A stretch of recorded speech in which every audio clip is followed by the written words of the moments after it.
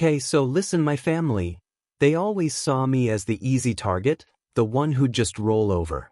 But I never saw it coming, the gut-wrenching secret my own brother was hiding, and how it forced me to make the most brutal choice of my life. For as long as I can remember, Jake, the 26-year-old black sheep, was just the family's unpaid assistant. Seriously. It was this unspoken rule, this toxic expectation that I'd pick up every slack, run every errand, clean up every mess. My older brother, Ryan, and my sister, Amanda, they just glided through life, and I was their personal safety net. When we were kids, they'd shove their chores onto me. If something broke, somehow it was my fault. And if they forgot their homework, guess who was doing it for them? If I ever dared to complain, I was whining. I was too sensitive. Amanda, especially, would hit me with those words that just stuck. Ugh, Jake, stop being such a burden. Why do you always make things so difficult? Just do it, it's not that hard. Those words? They became the soundtrack to my life. My parents? They never really stepped in. My dad worked constantly, and my mom, well, her philosophy was, family takes care of each other. Which, in practice, meant I was the one taking care of everyone else. When I finally moved out at 18, I thought, this is it. I'm free. I had my own tiny apartment, my own job, my own life that, for the first time, felt like it actually belonged to me. But you know how it goes, right? Freedom is relative. Amanda, who's now 29, and Ryan, 31, had clearly carried their entitled mindset right into adulthood. Anytime they needed something, the phone rang. Amanda's car broke down? Jake, I need you to pick me up. Ryan was short on rent? Jake, just spot me this month. Even my mom would call, Jake, I told Amanda and Ryan to help, but you know how they are. Can you just do it? And you know what? I did. Every single time. Because that's what I was supposed to be, right? The responsible one. The helper. The burden. But everything came to a breaking point about a year ago. My dad had a health scare. It wasn't life-threatening, thankfully, but it was serious enough that my mom desperately needed help. And guess who she called first? Me, naturally. Jake, your father is going to need someone to help with doctor's appointments, and you're the best with this sort of thing. So I did it. I took days off work, drove my dad to every checkup, picked up all his prescriptions. Amanda and Ryan? They showed up maybe once or twice. Snapped a few selfies for Facebook, you know, family is everything, and then vanished. When my dad recovered, I actually thought, maybe, just maybe, this will make them appreciate me. I pictured them saying, wow, Jake, we really owe you one. But no, not a word. A few months later, Amanda called. Not to thank me. Not even to ask how I was doing. She just needed another favor. Hey, so I just started this new job and I can't take time off yet, but Mom needs some stuff done at the house. Can you handle it? I was beyond exhausted. I was done. So, for the very first time in my life, I said it, no. The silence on the phone stretched so long, I thought the call had dropped. What? Amanda finally spat out, like the word itself had personally offended her. I said no, I repeated, my voice surprisingly steady. I can't. But Mom needs help, she insisted. Then maybe you and Ryan should help her, I suggested. She scoffed. You're seriously going to be selfish right now? Something inside me just snapped. Selfish? After years of doing everything while they did absolutely nothing? I have my own life, Amanda, I said, trying to keep my voice calm, but the tremor was there. Figure it out. And I hung up. That was the first domino. After that, I just stopped answering their calls. Not right away, I made excuses at first. I'm busy. I have work. I'm not feeling well. But the truth was, I was done being their safety net. I stopped driving across town for errands. I stopped bailing Ryan out when he blew his paycheck. I just stopped being the family's go-to problem solver. At first, they probably didn't even notice. Or maybe they just assumed I'd come around, like I always did. But then the text started. Ryan, hey man, you got a sec? Need a favor. Amanda, Mom's asking for you. Can you call her? I ignored them. Then came the guilt trips. Amanda, so you're just abandoning your family now? Ryan, dude, what's your problem? We're supposed to have each other's backs. Even my mom got in on it. Sweetheart, I don't understand why you're acting this way. Family takes care of each other. I wanted to scream. I wanted to send them this long, detailed message about every single time they had ignored me, dismissed me, used me. I wanted to tell them how tired I was, how utterly done. But I didn't. Instead, I just stopped responding altogether. That's when the real fallout began. And if they thought I was going to roll over like I always had, oh, they were in for a surprise. The silence didn't last long. At first, I think they were convinced I was just being moody, that I'd come to my senses. After all, that's how it always went. I'd get frustrated, try to push back, and then eventually I'd cave.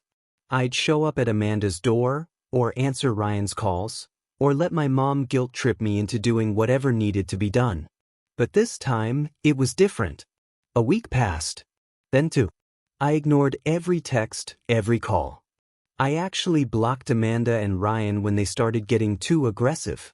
Mom was the only one I didn't block, but I kept my replies vague and distant. Then, about 3 weeks in, I got a text from my mom that made my stomach drop. Your brother got evicted. For a second, I almost felt bad. Almost. Ryan had always been terrible with money. He made decent cash, but he spent it like water, new gadgets, expensive clothes, nights out drinking. He never planned ahead, and for years, I had been his safety net. Anytime he came up short, he knew he could count on me to fill the gaps. Not this time. I didn't reply right away. I needed a moment to process. Then, after a deep breath, I texted back, "That sucks. Hope he figures it out." A minute later, my phone rang. I almost let it go to voicemail, but some part of me wanted to hear what she had to say. So I answered, "Jake." She didn't even let me get a word in before she launched into it. "I don't understand what's going on with you. Your brother is in trouble and you're acting like you don't even care." I pinched the bridge of my nose. Mom, Ryan's an adult. He knew his rent was due. He should have paid it. He would have if he had a little help. You mean if I had helped him? A sharp silence. Well, yes. That's what family does. No, Mom, I said, my voice steady now. That's what I do. And I'm done. Her tone shifted instantly, from frustration to exasperated disappointment. Jake, I don't know what's gotten into you. This isn't how I raised you. I actually laughed. A humorless, bitter laugh. No, this is exactly how you raised me. You raised me to put everyone else first, to be responsible for my siblings while they did whatever they wanted, to drop everything the second they needed something. But guess what? I'm not their backup plan anymore. She was quiet for a moment, probably because she wasn't used to me talking back like this. Then, with a sigh, she said, "Ryan's staying with Amanda for now, but he can't stay there forever. He needs somewhere to go." And there it was. The real reason for the call. "You want me to let him move in with me?" "Just for a little while," she said quickly, like she could hear the refusal forming on my lips. "Until he gets back on his feet. He's your brother, Jake." I clenched my jaw. He's a grown man who should have figured out how to stand on his own feet a long time ago. "Jake, no. No, Mom." I took a breath, forcing myself to stay calm. "He's not moving in with me. I'm not paying his bills. I'm not solving his problems. If he wants to fix this, he needs to do it himself." Her voice turned sharp. "And if it was you in trouble, wouldn't you want help?" I let out another humorless laugh. "Funny, because I've been in trouble before, Mom. I've been struggling. I've been exhausted. And you know what? No one ever stepped up for me. No one ever asked if I needed help. That's not fair, is it? She went quiet again. I sighed. I've got to go, Mom. Good night. I hung up before she could try again. And for the first time in my life, I didn't feel guilty. I felt free. But I knew this wasn't over. Because Amanda and Ryan?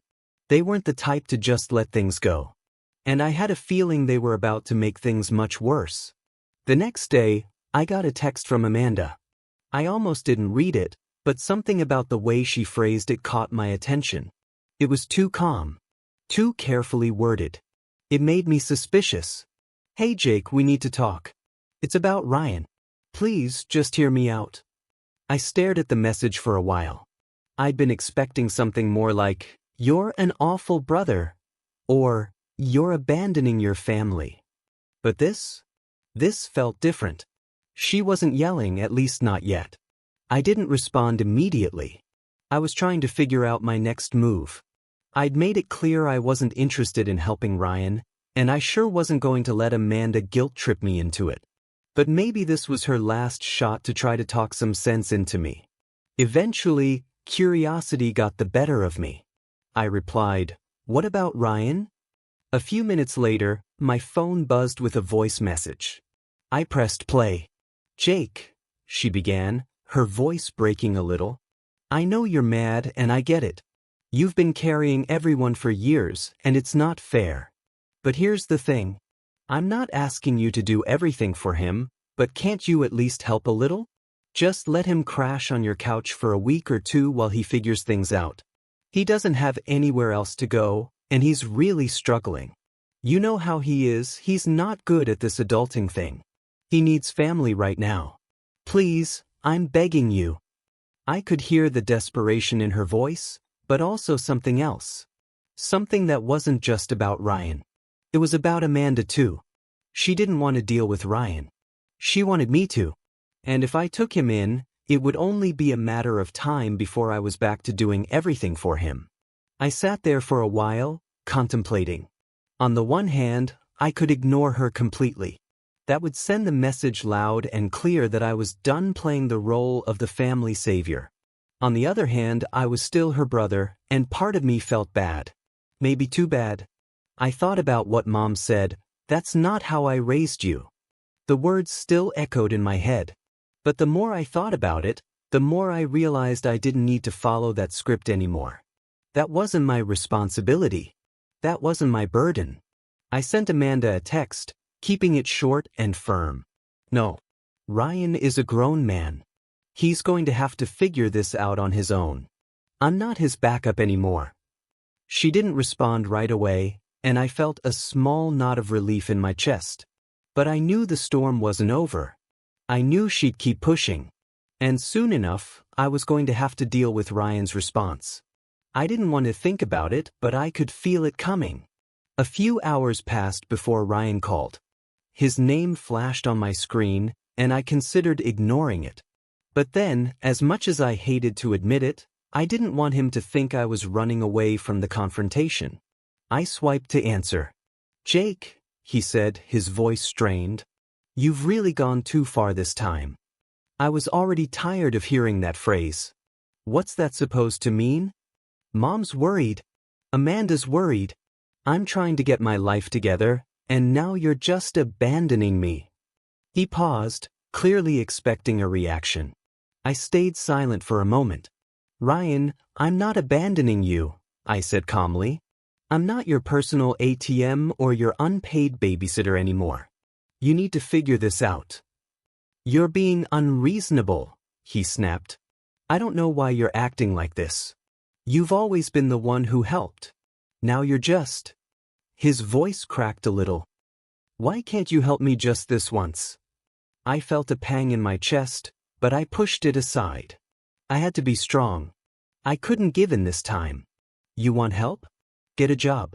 Pay your own bills. Take responsibility for your actions, like an adult. "Come on, Jake," he said, his tone softer now, almost a whine. "You're really going to let me fall on my face like this, after everything?" I clenched my jaw. I'm not the one who got himself into this mess, Ryan. You did this. You've been making bad choices for years, and it's time to face the consequences. There was a long pause on the other end, and for a brief moment, I thought he might actually get it. That maybe, just maybe, he was finally going to understand. But then his voice came back, more desperate than before. I can't do it without you, Jake. I can't do this alone. The words hit me harder than I expected. It was like hearing a genuine plea for help, but also a silent accusation that I had always been the one carrying him, that if I didn't save him, no one would. And for a second, I almost cracked. Almost. But then I thought about all the years I'd spent being the crutch for everyone else, all the years of resentment building up. And I knew, this time, I wasn't going to be a safety net. I hung up. My phone buzzed again immediately. A text from Amanda. Please, Jake. I'm asking you. This is the last time. Just let him stay for a bit. You know he won't survive without you. I set my phone down. They didn't get it. They didn't understand. And I was done explaining. I was finally going to make them see exactly how much they had taken from me. But little did I know, the worst was yet to come. Ryan wasn't the only one who had been keeping a secret from me. The next few days were tense. I knew the storm wasn't over, but I didn't expect it to escalate so quickly. My phone rang late one night. It was my mom again. I stared at the screen for a moment, then let it ring out. I wasn't ready to have another conversation where she made me feel guilty for something that wasn't my fault. The next morning, I had a voicemail from Amanda. I braced myself. Jake, please listen to me, she said, her voice breaking a little. I know you're angry and I get it. But you have to understand, Ryan's not doing well. He's depressed. He's not just acting out because of his bad choices. He's struggling with things you don't know about. He's got no support system. I can't do this alone. I need you to help him. He needs you.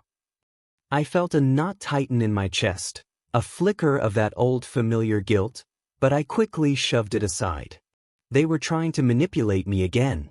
They always had a way of making it seem like it was all about them, even when it wasn't. I couldn't fall for it. I couldn't go back to being the person they expected me to be, the one who always saved everyone else, no matter the cost to myself. But still, the words lingered in my mind. Ryan was depressed?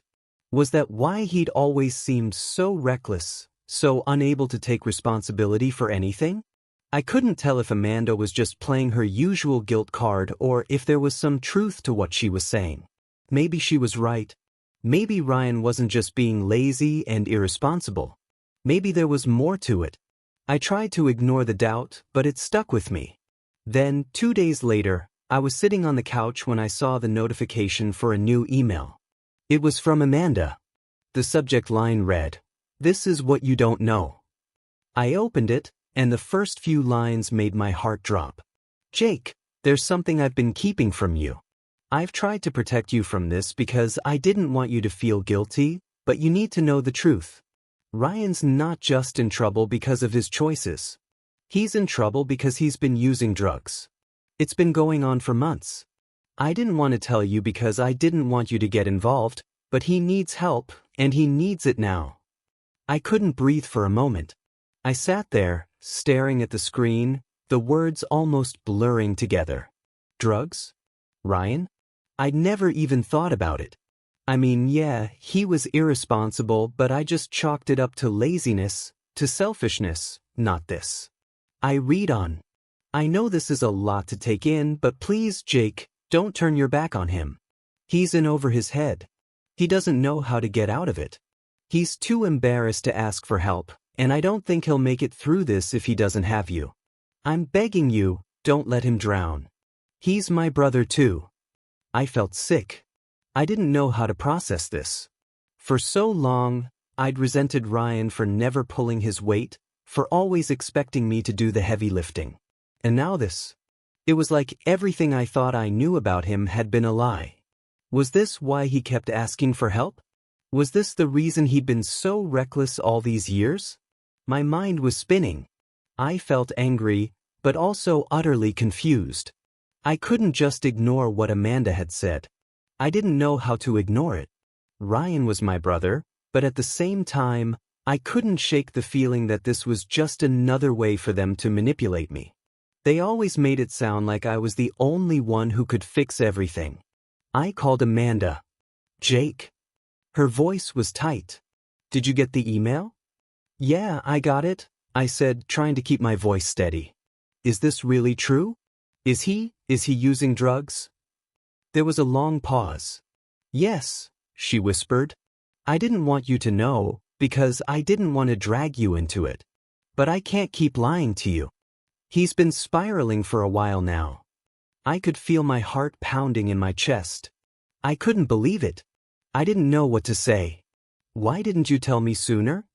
I asked, my voice coming out harsher than I intended. "Why wait until now?" "I didn't want you to get involved," Amanda said quickly. "I didn't want to put that on you. I know how much you've already done for him. But now he's really at rock bottom. He doesn't know where to turn, and I don't know how much longer he's going to last."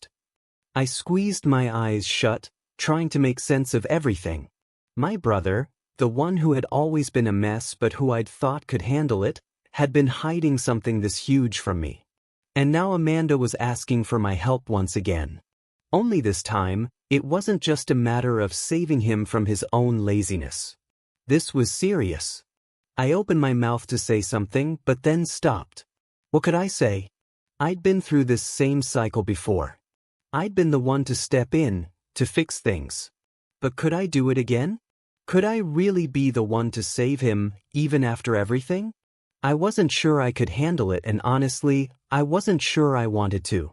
"I don't know if I can help him, Amanda," I said finally. "This is a lot. I need to think about it." There was a long silence on the other end of the line, and when Amanda spoke again, her voice was quiet, almost pleading.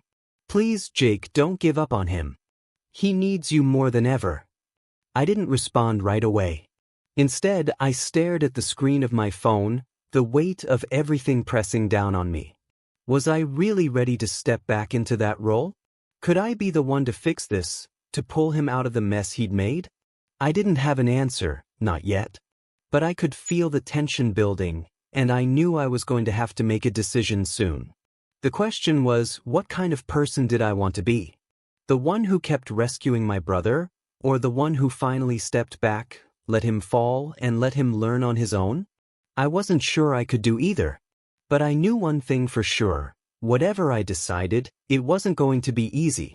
And it wasn't going to come without consequences. But I couldn't ignore the fact that this was my family, and no matter how much I wanted to walk away, they weren't going to make it easy. A few days passed, and the weight of the situation only grew heavier. I couldn't sleep. I kept replaying Amanda's words in my head. "He needs you more than ever." But did he? Did Ryan really need me? Or was this just another manipulation, another ploy to make me feel guilty for not doing enough? The truth was, I didn't know. I spent hours thinking about the past, the years of taking care of everyone else, putting my needs last, never being allowed to say no without being called selfish. All the times I'd been there for Ryan, only for him to fall back into his bad habits, asking for more help, more money, more of my time.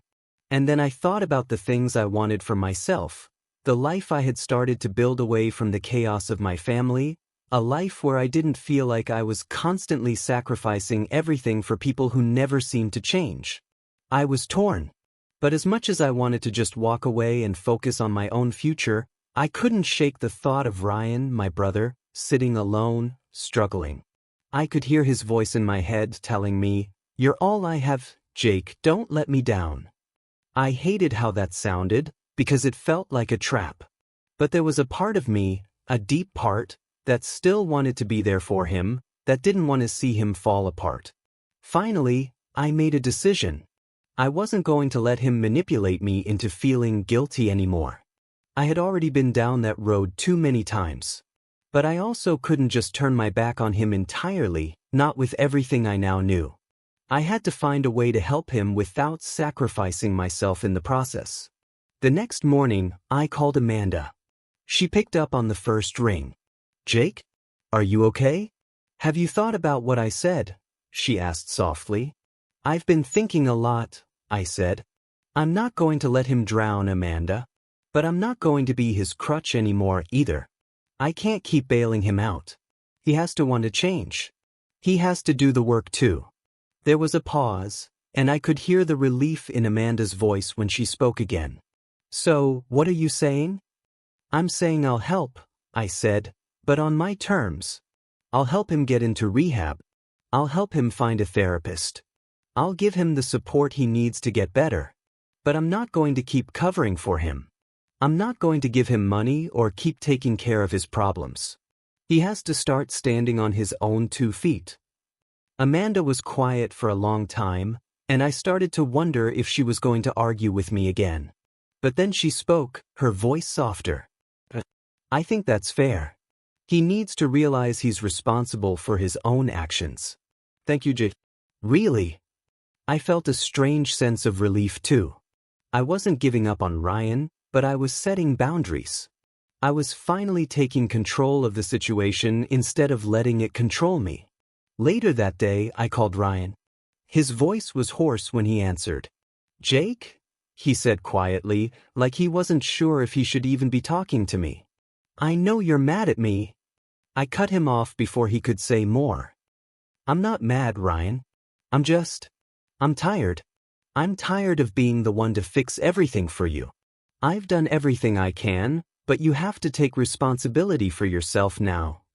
There was silence on the other end of the line, and for a moment, I thought he might hang up. But then, finally, he spoke again. "I get it. I really do. I messed up, dude. I've been trying to hide it, but I can't anymore. I don't know how to fix this. I don't know if I even can." I took a deep breath. "You don't have to do it alone. But you can't expect me to just keep fixing everything for you. I'll help you get into a rehab program.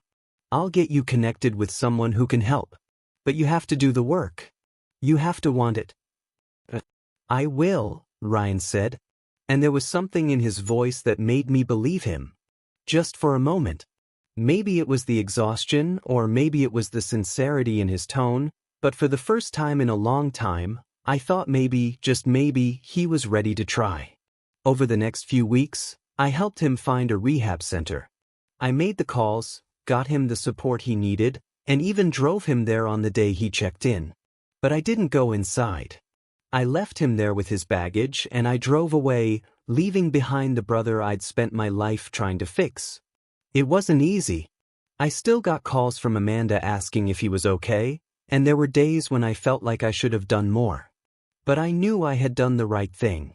Ryan had to take responsibility for his own recovery, just like I had to take responsibility for my own life.